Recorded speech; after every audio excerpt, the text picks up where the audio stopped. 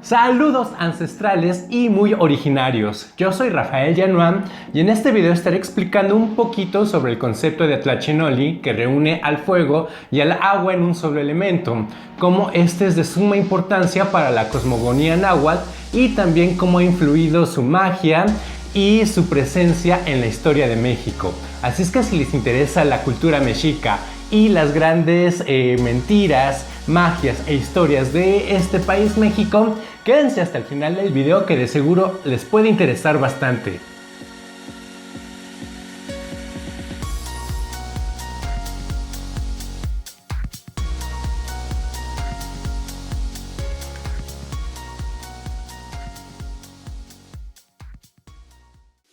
Muy bienvenidos sean nuevamente a este su espacio Arcanos Trabajando. Hace rato que no traía un video de estos, aunque por esta ocasión no estaré hablando específicamente sobre temas del tarot. Si piensan que este título de alquimia y magia mexicana es como muy mentiroso y tramposo, es porque en realidad lo es, ¿no? Aunque lo sorprendente es que en esta cosmogonía náhuatl también coincide una conformación de la naturaleza por 4 elementos que son la tierra, el fuego, el aire y el agua. Entonces, pues también esto es bastante sorprendente, cómo hay esta misma convergencia de fundamentos en lo que respecta a una naturaleza. Y pues también yo pensaba que esta unión de agua y fuego podía coincidir con este concepto de la alquimia, o como este símbolo o esta representación de agua y fuego combinándose. Pues me topé con una sorpresa bastante interesante sobre este concepto de agua y fuego, que es el Tlachinoli, que no se puede traducir o que no se puede entender literalmente como agua y como incendio, porque pues el lenguaje náhuatl se expresaba o estaba conformado principalmente de una manera muy metafórica. Entonces pues abundaban metáforas por todas partes y esto podría significar cualquier cosa.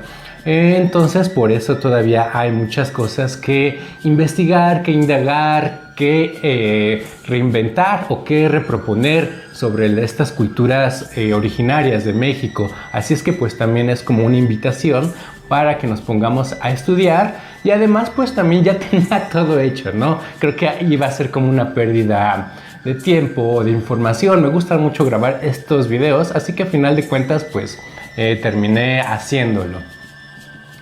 Pero pues no sin tener este objetivo de transmitirles como pues esta magia o esta coincidencia o esto tan fabuloso de este país que yo amo tanto, mi país que es México. Y aparte pues también se están ya celebrando prontamente los 200 años de la independencia, así es que pues creo que también si somos mexicanos, o también sería como una convocatoria a todos los mexicanos para que vuelva a resurgir, para que vuelva a estar en boga como México, ¿no? Y aparte pues se está levantando, se está sosteniendo el país como de una manera bastante sorprendente. Y bueno, pues también aquí hay una dedicatoria especial para una brujita. Creo que este video lo hice con mucho cariño para esta persona, para esta brujita, la brujita de Beetlejuice. Ojalá y lo vea y le guste bastante este video. Y bueno, aunque no sea algo propiamente intrínseco al tarot todo esto, lo bonito del tarot es que también nos deja integrarle o nos deja añadirle pues bastantes conocimientos, cualquier cultura, cualquier tipo de discurso, ya sea científico, religioso, alquímico o pues onírico, de cualquier cosa, podemos también siempre estarla integrando al tarot. Y pues también es como esto la magia de México, que es una revoltura de un montón de culturas, de un montón de personas, de un montón de regiones. Cuando uno piensa como, o más bien cuando uno habla hacia el extranjero, o cuando los extranjeros piensan como en las culturas originarias de México, o la cultura, generalmente piensan en los mexicas o en los aztecas, que es otro nombre con el que se le podría conocer a este imperio con el que se topa en sus viajes, en sus conquistas, la corona española. Entonces, pues sí, esto tomó como bastante fama y pues era como el grupo con mayor poder o con mayor relevancia en ese momento, aunque pues la verdad es que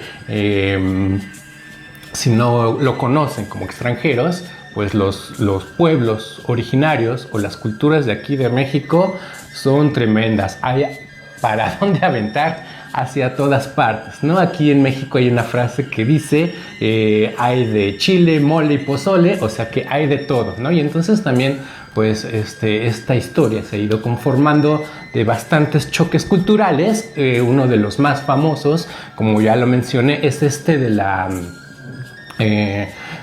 creo que es muy mal llamada conquista española, ¿no? Y ahorita les explico por qué o mis razones de por qué esto no debería de ser así, aunque pues la verdad es que sí ha ido conformando bastante este sincretismo de lo católico, de lo occidental, de lo europeo con lo mexicano. Aquí pues también se está dando esa mezcla, todavía hay ese choque de culturas, ¿no? Entre mexicanos y entre europeos, o entre mexicanos que se creen europeos o que se sienten como otra cosa. Esto pues se ha ido perdiendo cada vez más con el tiempo, aunque pues sí todavía se resiente mucho, ¿no? Ahorita aquí en la ciudad donde vivo, en la Ciudad de México, acaban de haber elecciones y entonces pues hubieron muchos memes porque la ciudad quedó dividida, ¿no? Como en el oriente y en el occidente, casi como en el muro de Berlín. Hay bastantes memes acerca de esto, de cómo se vio reflejado el voto de una cierta clase o de cierto grupo de personas. Entonces, a pesar de que todos ya estemos como muy mezclados y no haya en realidad esta guerra, o se ha estado perdiendo este choque o esta... Es que antes sí había como bastante discriminación o había como bastante clasismo. Esto se está borrando, pero todavía sigue pues bastante muy marcado, ¿no? Incluso también hay como otro tipo de choque, otro tipo de conflictos que también se está perdiendo, que eran los a nosotros los de aquí de la Ciudad de México nos llaman chilangos, ¿no? Y entonces era como este conflicto que había con los otros estados que no eran de la capital, y pues también había como hay cierto recelo o cierto odio, porque pues precisamente esto creo que ya es ancestral, ¿no? Esto es desde este imperio que de alguna manera se comenzó a expandir, y pues también hubo como mucha grandeza, hubo mucho respeto, y al mismo tiempo pues también odio. Pero bueno, el caso es que yo les decía que creo que no puede hablarse de una conquista en primera instancia, porque hay un espíritu mexicano bastante interesante, que es como que somos muy burlones, o que hacemos siempre mofa de la autoridad, ¿no? Cualquier cosa que nos intenten imponer, digo, tampoco todos, ¿no? Pero sí se siente, o sí se respira esto muy en lo mexicano, en que alguien trata como de imponer o de hacer valer una ley, y pues la primera reacción es como darle el avión o hacer burlas o hacer comedia. Incluso pues es bastante fabuloso cómo hemos estado viviendo o hemos estado pues de alguna manera desenvolviéndonos sin una verdadera autoridad o sin figuras políticas realmente fuertes, ¿no? Creo que aquí es bastante compleja la política mexicana, y supongo que en muchas partes, ¿no? Donde los gobernantes, los presidentes simplemente se dedican a explotar, o se dedican a manejar sus propios intereses, y poco hacen por su país o por su pueblo, ¿no? Aquí en México pues hay bastante historia de eso, y aún así vivimos, ¿no? También con se respira no tener ley, o no tener gobierno, o no tener estas figuras de autoridad, porque pues más bien entre mexicanos siempre nos apoyamos, ¿no? O siempre encontramos la manera de salir adelante, sí, con o sin gobernantes.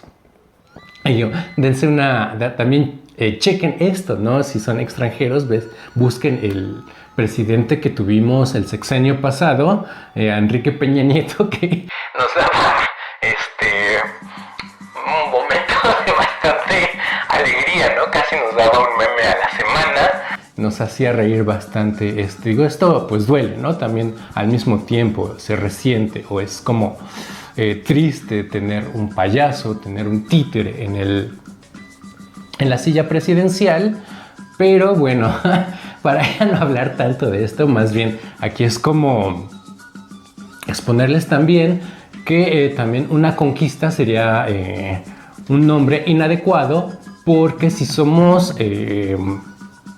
realistas, el imperio español o este grupo de militares o de conquistadores que mandan, pues en realidad nunca hubiera podido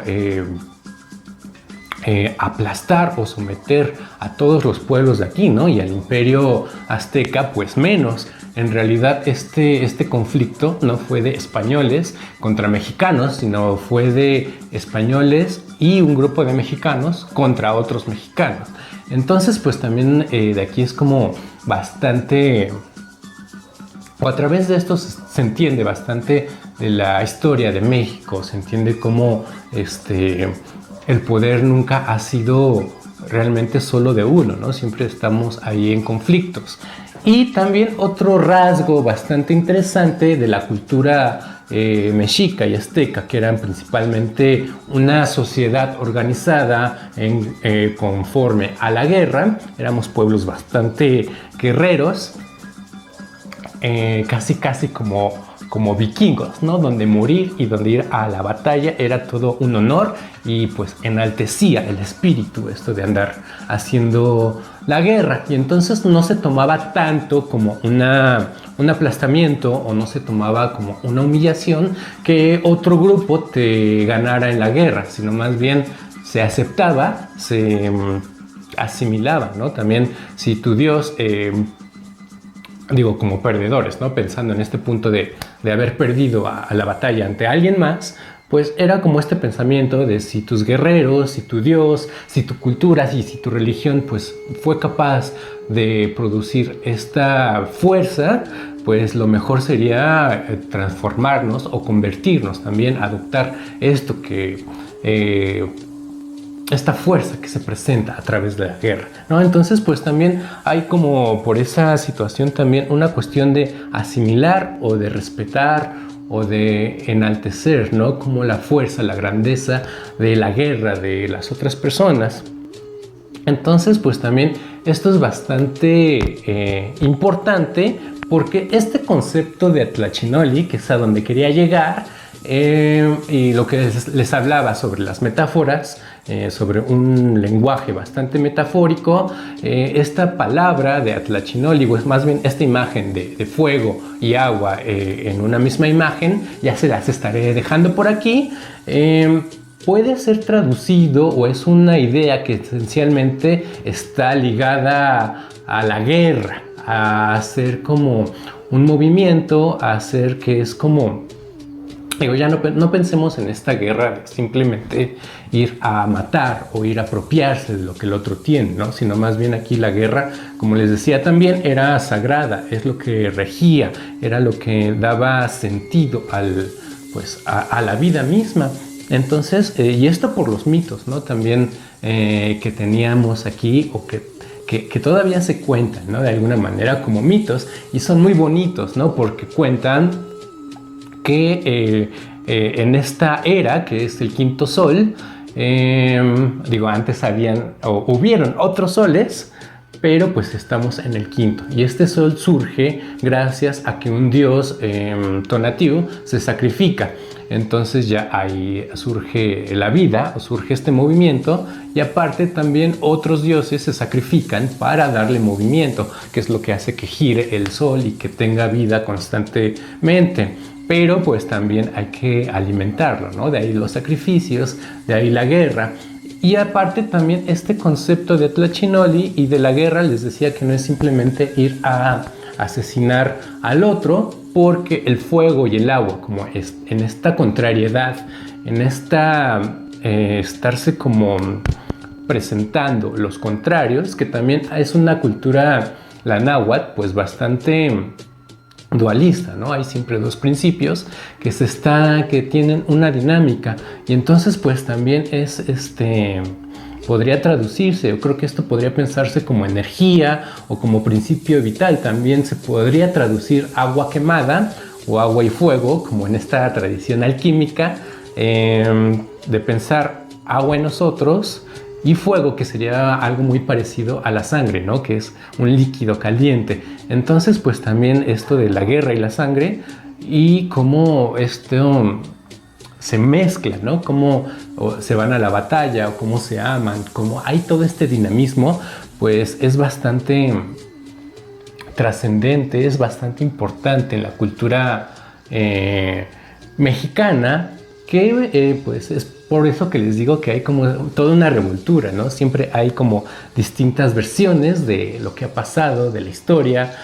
Incluso ya desde el mismo nombre de México, pues ya aquí es como bastante conflictivo en los libros, o la versión oficial de este nombre de México es que significa el lago o el lugar del lago en el ombligo de la luna, lo cual es bastante extraño, ¿no? Aunque suena pues bastante interesante, poético, apantallador, como pues para quedar bien, ¿no? O para presumirlo ante los extranjeros. Pero esto es muy raro, ¿no? En realidad, porque el dios regente de los mexicas es un dios solar, ¿no? Entonces no sé qué tenga que ver la luna. Más bien aquí es bastante raro, ¿no? Hay otra versión también ahí de qué podría significar México, porque este nombre del dios regente Huitzilopochtli también se le conocía como Meshi. Entonces, México o México sería como el lugar de los adoradores de Huitzilopochtli, un nombre pues que no le venía bien nada, ¿no? A este pensamiento católico de la corona española, y que terminó pues imponiendo, o que terminó admitiendo que no tenía nada que ver, ¿no? Si fuéramos mexicanos, o si realmente ese fuera el significado de México, que creo que me gusta más, pues nos haría adorador de un dios, y además de un dios guerrero, ¿no? Entonces creo que esto hay que rescatarlo, hay que hacer también aquí, les propongo hacer un voto, una recolecta de firmas para cambiar también el símbolo de la bandera, ¿no? Que también creo que hace algunos años la bandera de México ganó el primer lugar como la más bonita del mundo.